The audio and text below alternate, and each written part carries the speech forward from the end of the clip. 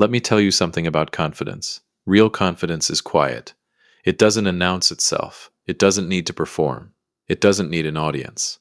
What this man had, that wasn't confidence. That was arrogance wearing confidence as clothes, and for a long time, nobody could tell the difference, including him, until I decided to show him exactly what the difference looked like. Welcome back to Sweet Family Revenge, where every secret has a price, every betrayal has a consequence, and justice always finds its way home. Grab your snacks, get comfortable, and drop a comment below. If you're new here, hit that subscribe button, because in this family, you never want to miss what happens next. My name is Frank Donovan, and I want to start this story exactly where it needs to start. Not with the trap, not with the documents, not with the moment everything came crashing down on a man who thought he had outmaneuvered an entire family. I want to start with my daughter, because this story only makes sense if you understand who Lauren Donovan is. Lauren is $30, 1 year old. She has her mother Carol's eyes and her grandmother's stubbornness, and a laugh that fills up a room so completely there is no space left for anything uncomfortable. She volunteers on weekends. She remembers the birthdays of people who have forgotten their own. She has cried at commercials for products she doesn't even use. She is without question or competition the finest person I have ever had the privilege of knowing personally. She is also, and I say this as a father who has watched it happen his entire life, the kind of warm and trusting and completely open-hearted woman that a certain specific type of man looks at and sees an opportunity. His name was Griffin Mercer, and from the moment I shook his hand the first time, firm grip, practiced smile, eyes that were slightly too busy taking inventory of the room while his mouth was talking to me, I knew exactly what kind of man Griffin Mercer was. The problem was Lauren didn't, and Carol thought I was being paranoid. So I did what fathers in my position have done since the beginning of time. I waited.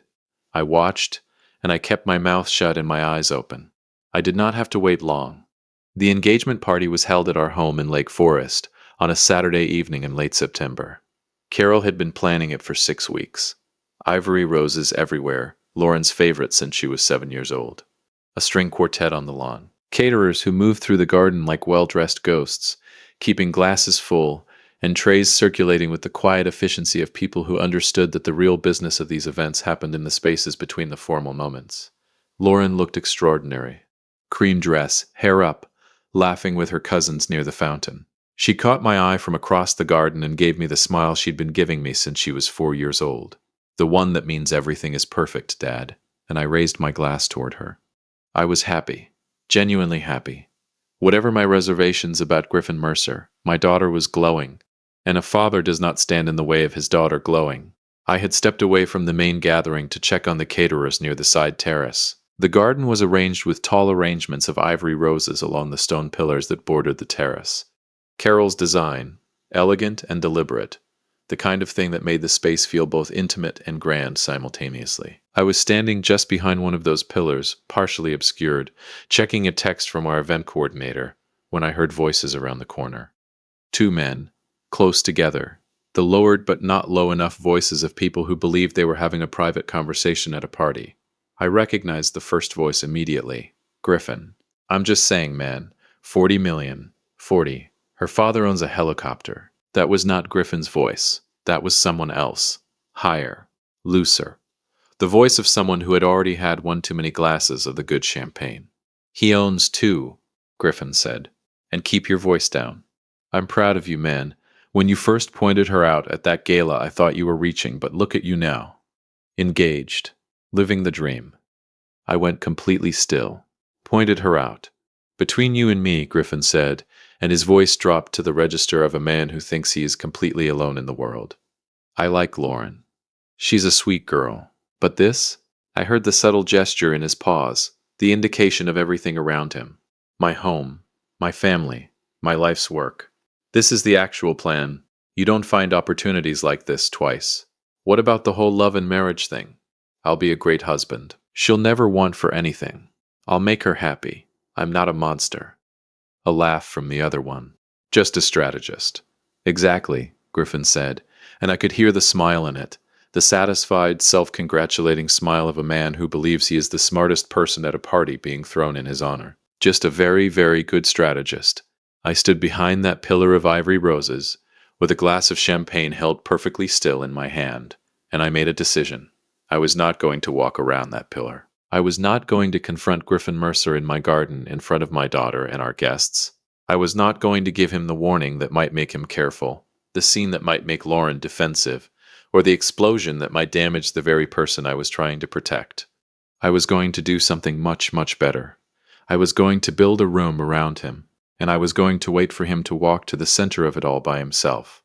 I stepped back quietly from the pillar, fixed my expression, walked back around to the main garden. Carol was near the fountain talking to Lauren's aunt. She looked over at me and must have seen something in my face because she excused herself and came directly to my side. "Frank," she said quietly, "what happened?" Carol has known my face for 33 years. There is no point attempting neutrality with that woman. I leaned close to her ear. "I need you to trust me," I said, "and I need you to act completely normal for the rest of this evening." She pulled back just enough to look at me. "Frank, normal, Carol. Can you do that?" A pause. Those steady gray eyes searching my face. Then she straightened, lifted her champagne glass, and said at full social volume, "Well, I think the roses look absolutely perfect, don't you? That is the woman I married. 33 years and she still makes me proud twice before breakfast." At the end of the evening, Griffin hugged me. Actually hugged me. Thanked me for the party. Said it meant the world to him. "Welcome to the family, Griffin," I said warmly. And then I said, because I had already decided exactly where this was going and I wanted to start laying the first brick, "I have an idea I'd like to run by you next week. A little investment opportunity. Something that could really secure your future with Lauren going forward." I watched the excitement bloom in his eyes, watched him contain it with that practiced, deliberate control of his. "I'd love that," he said smoothly. "Wonderful," I said, and I smiled. Two men, one conversation. Completely different games being played. Only one of us knew it. I noticed Griffin's friend, the loose-mouthed one with the champagne, watching from across the garden as Griffin and I shook hands. He raised his glass slightly in my direction, with the self-satisfied grin of a man who thought he had just watched his friend close the deal of a lifetime. I nodded back pleasantly. He had no idea he had just become the most important witness I would ever have. If you've made it this far, do us one quick favor. Subscribe to Sweet Family Revenge. A lot of people watch without ever doing it, but it costs you nothing and means everything to us. Thank you, genuinely. There is a particular kind of trap that only works on a particular kind of man. You cannot set it for someone humble. You cannot set it for someone cautious. You cannot set it for someone who, when handed an extraordinarily attractive opportunity, stops to ask, "Why is this being handed to me?" You can only set it for a man who is so thoroughly convinced of his own intelligence, his own charm, his own strategic superiority, that the idea of the table being turned simply does not occur to him as a possibility. Griffin Mercer was precisely that man, and I had 30 years of building a business from nothing, 30 years of reading people across negotiating tables, conference rooms, and difficult conversations, to know exactly how to use that against him. I called my attorney, Dennis Wallace, the morning after the engagement party. Dennis has handled our family's legal affairs for 19 years. He is the kind of attorney who speaks slowly, charges accordingly, and has never once in my experience been wrong about anything that mattered. I told Dennis exactly what I had heard, exactly what I wanted to do, and I asked him if it was possible. There was a pause on the line. Then Dennis said, "Frank, that is either the most elegant thing I've ever been asked to construct or the most unnecessary." "Can you build it?" I said. "Give me 4 days," he said. He called back in 3. I called Griffin on a Thursday morning, 11 o'clock, deliberate, professional business hours. I kept my voice warm and easy and completely normal. "Griffin, son," I said, "are you free for lunch next week? There's something I'd love to walk you through." "Absolutely," he said. Leaning back in whatever comfortable chair he was sitting in, I could hear it in his voice. "Should I bring anything?" I could practically hear him smiling at the ceiling after I said it. Open mind. He thought he was the one with the open mind. He thought he was the one walking into an opportunity. That kind of confidence is a gift to the person on the other side of it. I chose the restaurant deliberately, the kind of place where the menus have no prices, where the staff are trained to be invisible until they're needed, where a man like Griffin Mercer would feel immediately at ease, because it signaled wealth, and wealth signaled that everything happening at this table was legitimate and serious, and exactly what it appeared to be. I arrived first, sat at a corner table with my back to the wall. Carol always teases me about that. You're not a sheriff, Frank. And I opened a leather portfolio in front of me. And I waited. Griffin arrived 2 minutes early. Punctual without being eager, I noticed that and filed it away. A man who understood the optics of timing. He spotted me, smiled, crossed the room with the easy confidence of someone who had practiced walking into rooms. Frank, he extended his hand. You look great. Sit down, son, I said pleasantly. We ordered. He asked about Lauren with precisely the right level of adoration, enough to seem devoted. Not so much it seemed performed. He was good. I will give Griffin Mercer that. He was genuinely, technically excellent at what he did. Then I opened the portfolio. So, I said, sliding the first document across the table toward him. Here's what Carol and I have been thinking. He looked down at it. I watched his eyes move across the heading. Whitfield Donovan Family Investment Partnership. I watched him contain himself. Watched that practiced neutrality clamp down over the excitement underneath it. He picked it up slowly, carefully, the way a man picks up something he has been waiting for, without wanting to show he has been waiting for it. The concept is simple, I said. Carol and I have been looking at consolidating some of our smaller holdings. We want to bring in a managing partner, someone with fresh financial instincts, someone we trust completely. I looked at him steadily. Family. This is incredibly generous, Frank, he said. It's not generosity, I said pleasantly. It's good business. I've looked into your background. Your instincts are solid, and I don't bring people into this family's finances unless I'm absolutely certain about them. That landed. I saw it land. What would the role look like? He asked. Managing partner. You'd oversee the consolidated portfolio, make decisions, grow at 15% equity stake, comfortable operating salary, 15% of $40 million. I watched him do the math. He did it in about 2 seconds, and then spent the next 4 seconds not reacting, which told me everything I needed to know about how well he understood what was sitting in front of him. There is one formality, I said, sliding the second document across. Standard stuff, really. A disclosure agreement. Because you'd be handling sensitive financial information, we need a signed declaration of intent, your commitment to the partnership and confirmation that your interest in this family is, I paused just a breath, purely genuine. Dennis had spent the better part of 2 days on that document. It was dense enough to feel legitimate, legal enough to be real, and constructed around a very specific, very deliberately chosen declaration.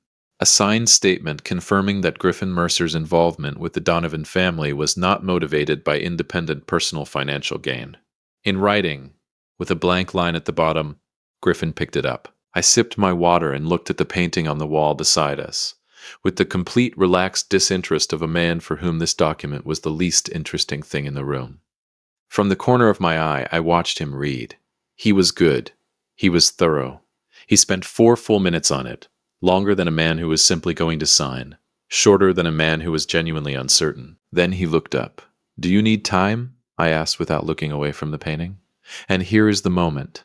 Here is the exact moment the entire architecture of what I had built clicked into its final position. Because Griffin Mercer, professional strategist, curated human being, man of deliberate charm and absolute self-assurance, did not want to appear hesitant, did not want to show even a flicker of uncertainty to the man he had privately decided was the key to everything he wanted. No, he said, and he signed it. I looked back from the painting slowly. I looked at the signed document, then I looked at him, and I allowed myself for just 1 fraction of a second to let him see what was actually behind my eyes. Not surprise, not triumph, just recognition. The quiet, settled recognition of a chess player watching an opponent finally move the piece they have been patiently, methodically waiting for. Wonderful, I said warmly, sliding the document back into my portfolio. I'll have Dennis get the full partnership agreement drafted within the week. I'm so glad we did this, Griffin. So am I, he said. We finished lunch. I recommended the creme brulee. He said it was extraordinary. I held the door as we left. On the sidewalk, I shook his hand. Firm, warm, the full Frank Donovan treatment, and I watched him walk to his car with the loose-shouldered stride of a man who believes he has just conquered something. I watched him drive away. Then I took out my phone and called Dennis. He signed it. I said. Dennis was quiet for a moment. Then, the notary confirm? Table behind him the whole time, I said. She was wonderful. And the recording? I reached into my jacket pocket and touched the small device I had been carrying since I arrived at the restaurant. Newer than a phone, smaller than a wallet. The kind of thing that sits in a breast pocket and captures every word spoken at a table, with the quiet, unassuming efficiency of technology that has absolutely no interest in being noticed. Every word, I said. Dennis exhaled slowly. Frank, he said, I've been a lawyer for 27 years. I know, Dennis, that, he said, is the cleanest trap I have ever watched a non-lawyer construct. I had a good teacher, I said. 30 years of reading people across negotiating tables. The partnership agreement never came. A week passed, then 2. I texted Griffin once. Warmly, no urgency, just waiting on Dennis. These things take time. He responded graciously. Relaxed, patient in the way of a man who has already mentally spent the money and is simply waiting for the paperwork to catch up. 3 weeks after that lunch, I asked Lauren to come home. I did not tell her why on the phone. I just said, Your mother and I need to speak with you about something. Come home, sweetheart. She arrived at 8 in the morning. She walked through the front door with the cautious face of a daughter who loves her parents and is afraid of what their serious voices mean. Carol sat with her in the sitting room. I sat across from them, and I told Lauren everything. What I had heard behind the pillar, word for word, every syllable. I want to tell you that I handled that conversation with perfect composure, that I was steady and measured and clinical the whole way through. But when I got to the part where Griffin had said she's a sweet girl, but this is the actual plan, Lauren's face changed in a way that I will carry for the rest of my life. Not dramatic, not explosive, just something going out behind her eyes, like a light in a window being quietly switched off. Carol reached over and took her hand. Lauren didn't cry right away. She sat very still for a long moment, looking at nothing in particular, and then she said in a voice so quiet it barely moved the air, How long have you known? Since the night of the party, I said. She closed her eyes briefly. Why didn't you tell me? Because I needed you to see it, I said gently, not hear it from me. I needed you to have something solid, something he couldn't talk his way around. I placed Dennis's folder on the coffee table, the signed declaration, the transcript, the recording, the notary confirmation. 3 weeks of quiet, careful, completely invisible construction, and every brick of it bearing Griffin Mercer's own fingerprints. Lauren looked at the folder for a long time. Then she looked at me. You built a trap, she said. I built a room, I said. He walked to the center of it himself. She was quiet for another long moment. Then she said, I want to be there. Lauren. Dad. Her voice was soft but completely immovable. He did this to me. I want to be in that room. I looked at Carol. Carol looked at me. I said, Okay.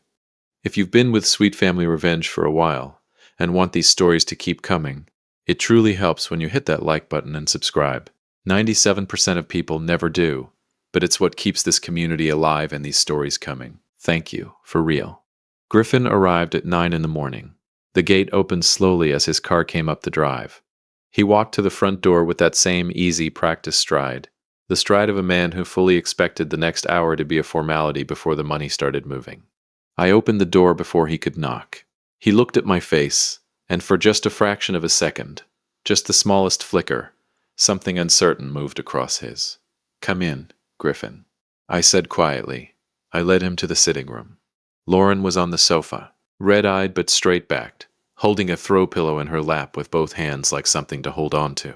Carol sat across from her, composed and still, the leather portfolio open on the coffee table in front of her.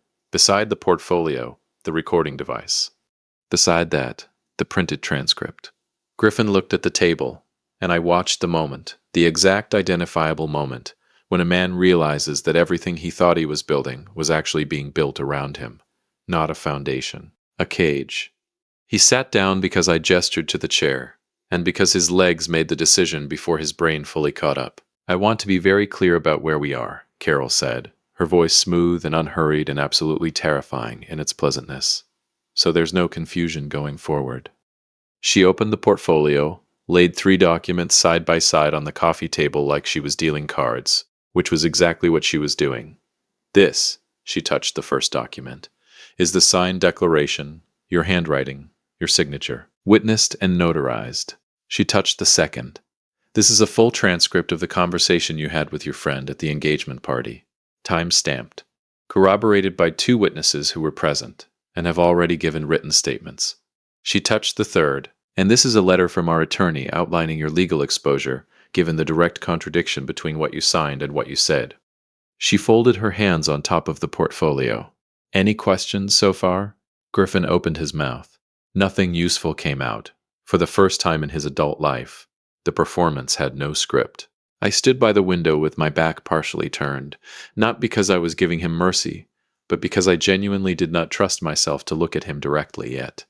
I looked out at the garden instead, the fountain, the terrace with its stone pillars where the ivory roses had been arranged 6 weeks ago, where I had stood behind one of those pillars and heard everything. Griffin, I said, without turning around. I kept my voice low and even and completely steady.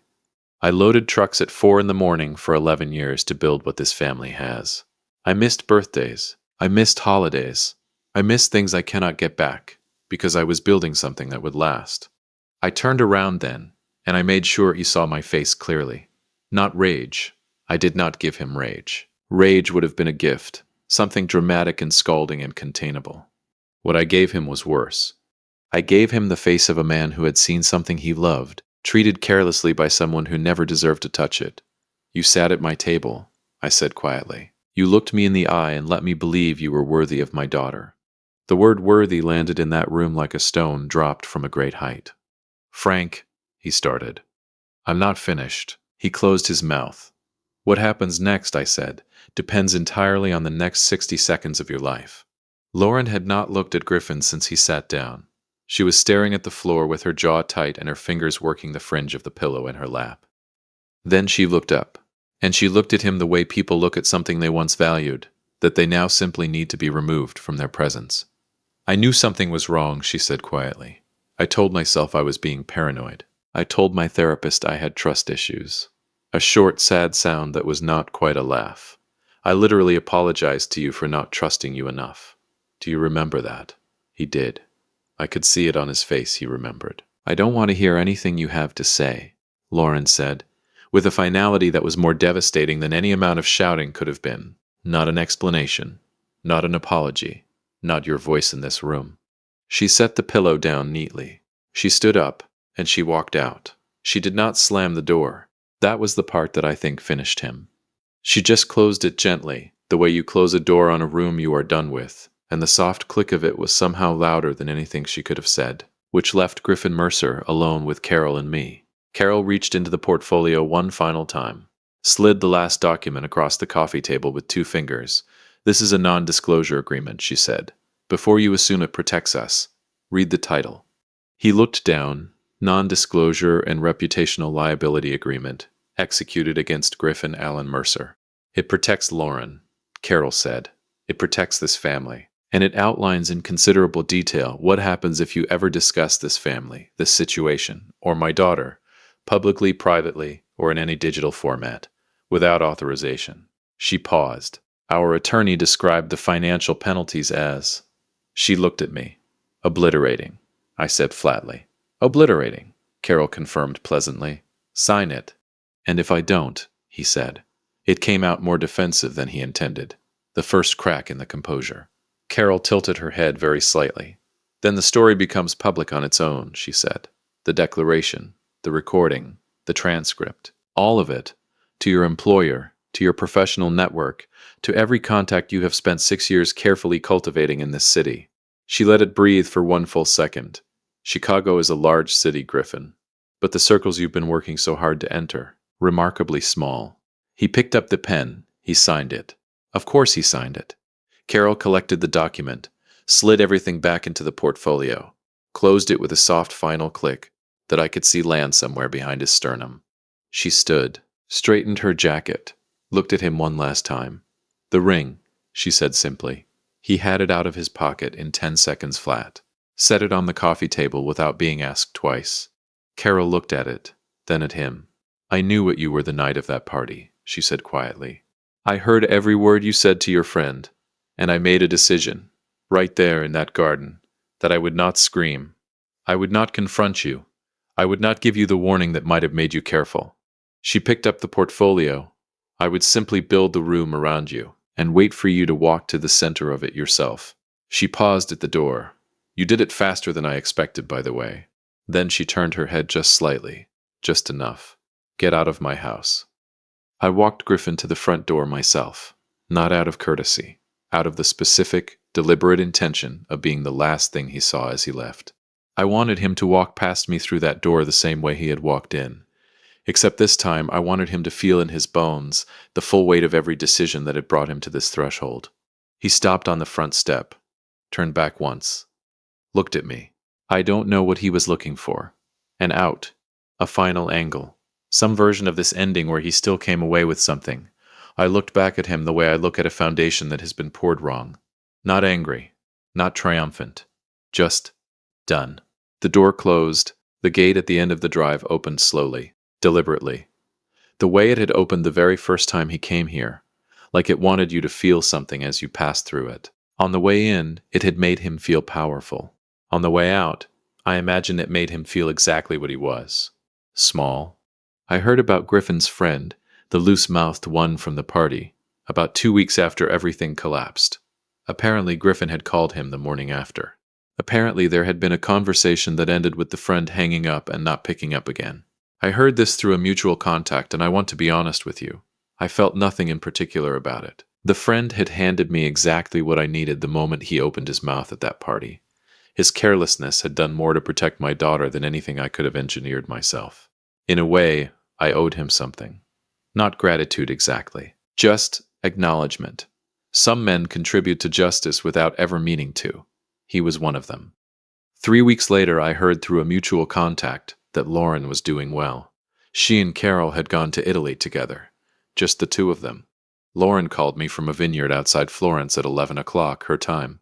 I was sitting in the garden, our garden, the one with the fountain and the stone pillars where the ivory roses had been, with a glass of something Carol had left on the table beside my chair.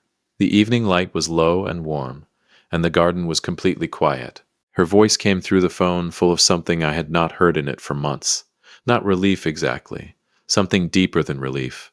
The specific lightness of a person who has put down something very heavy and taken their first full breath without it. She told me about the vineyard, about the particular color of the light there in the early evening, about a dinner she and Carol had eaten at a table outside where the pasta was made that morning, and the wine came from grapes she could see from where she was sitting. She laughed twice telling me about something Carol had said to a waiter who spoke no English, and she laughed the way she used to laugh before Griffin Mercer.